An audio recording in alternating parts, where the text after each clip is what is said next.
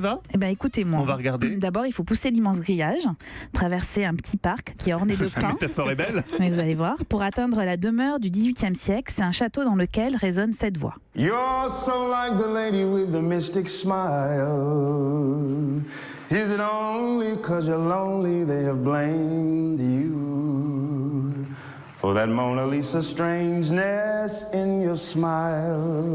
C'est les mots de Nat King Cole et la voix de Gregory Porter dont je vous ai déjà parlé et qui aujourd'hui envahit l'escalier du château d'Hérouville. Des marches qui ont été foulées par David Bowie, Marvin Gaye, Chet Baker, Elton John ou encore les Bee Gees. C'était à la fin des années 60 et ils se pressaient dans ce lieu situé à 1 heure de Paris.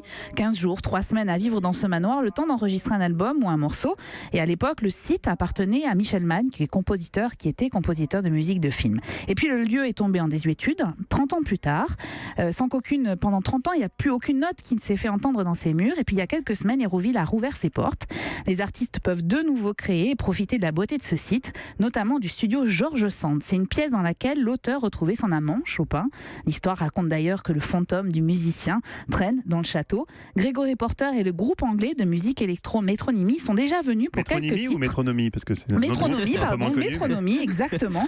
Ils sont venus pour quelques titres interprétés sous l'œil des caméras d'Arte.